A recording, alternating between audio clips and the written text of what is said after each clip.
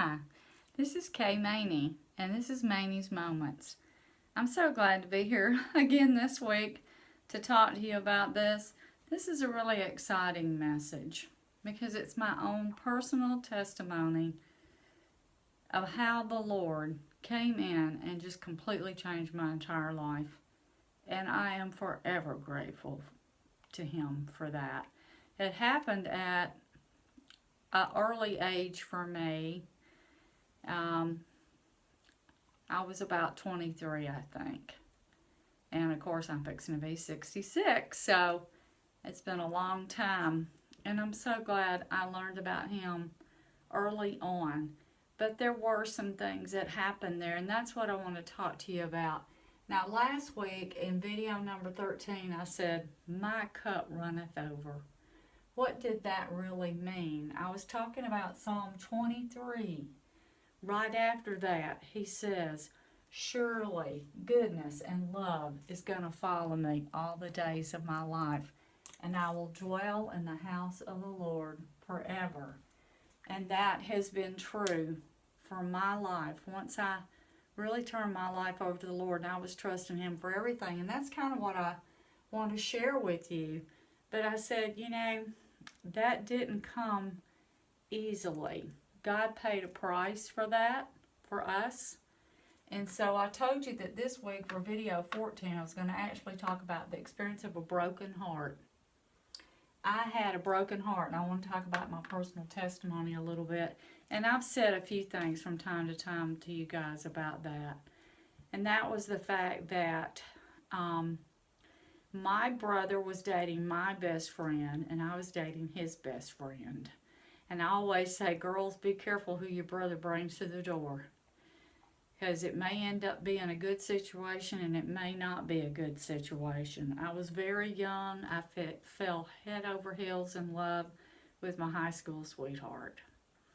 And I was 16.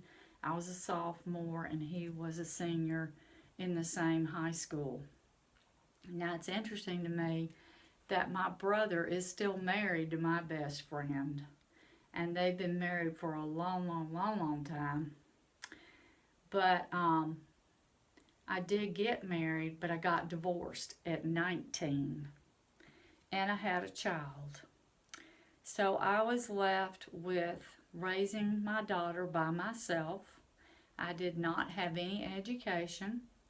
So I showed back up on my dad's doorstep. I told you that. And he said, "Well, you can go support yourself, or you can live here with us and go to school." Well, I'd always wanted to be a school teacher my whole life.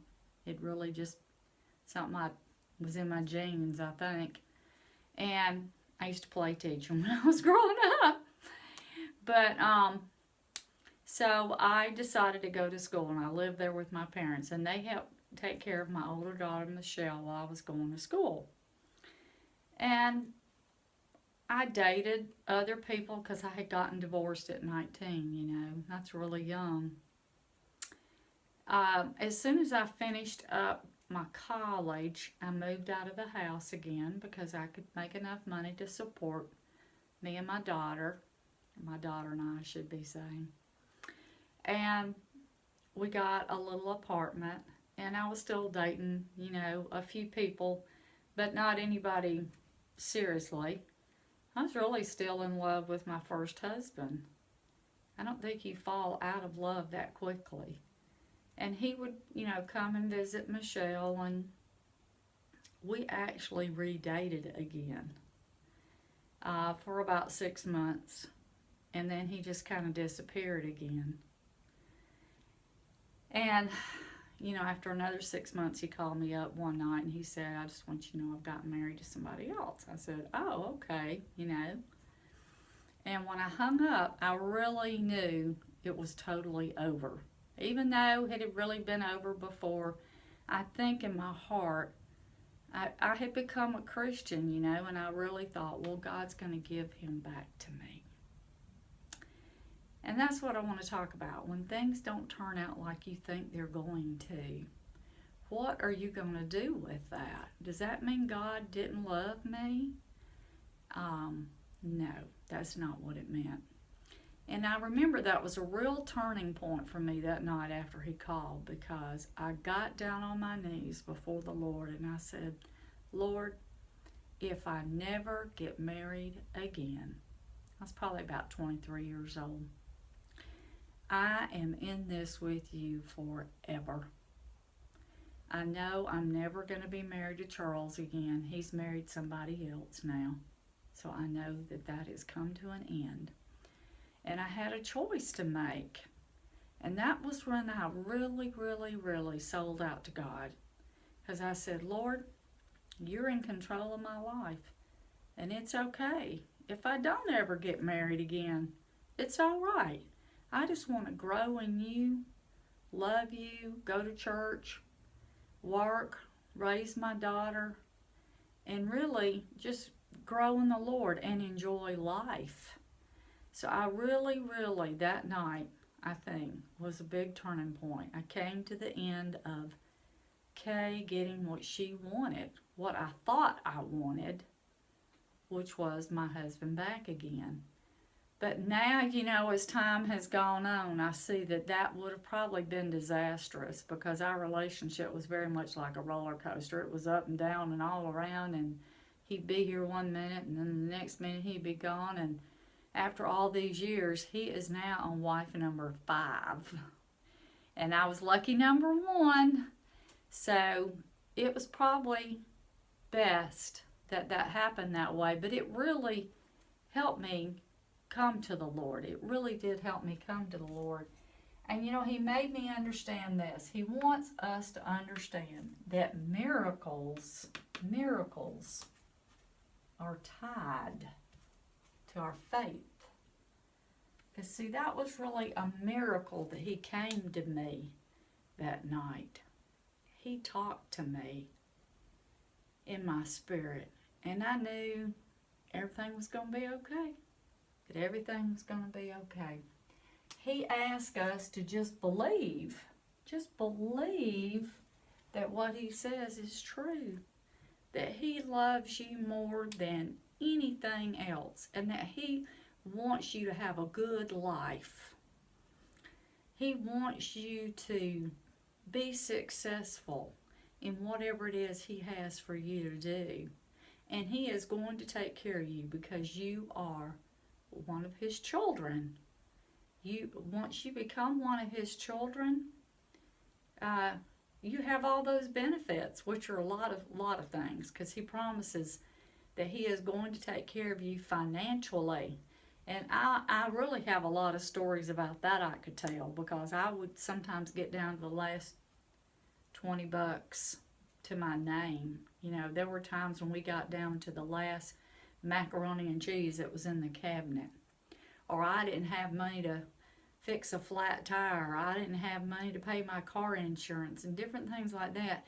And he would always come through with money. And it wouldn't be because I asked anybody for anything. He was the only one that knew I had those needs.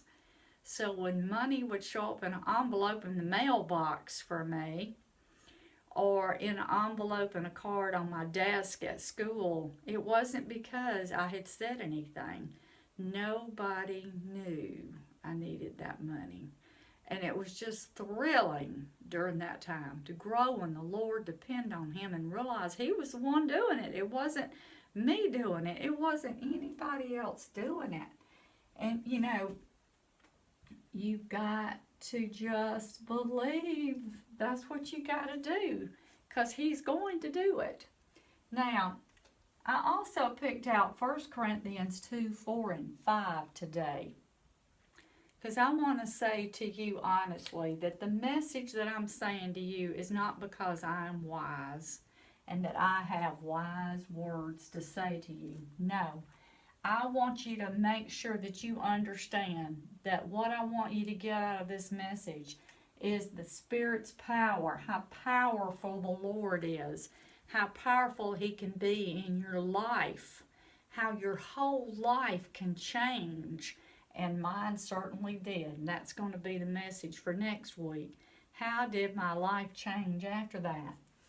So just remember, don't have faith in men's wisdom. because you'll always be disappointed. You need to look to the Bible, and you need to see God's power in your life and in other people's lives.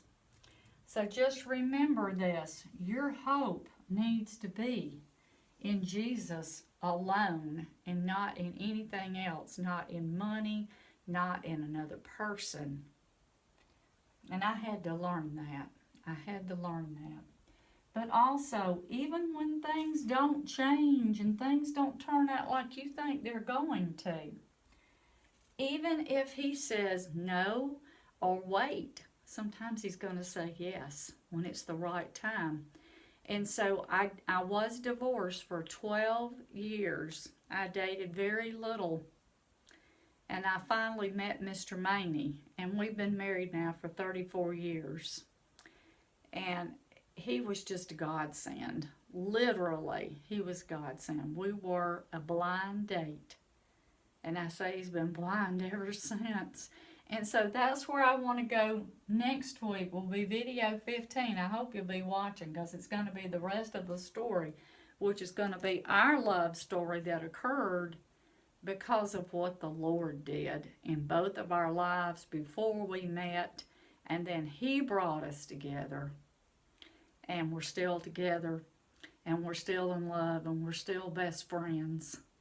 And we're both still following the Lord. And that's one of the reasons that I'm making this video, because I want you to know that that can happen for you too. You just have to trust the Lord. That's what he wants you to do. Thank you for listening, and I'll see you next week. Bye-bye.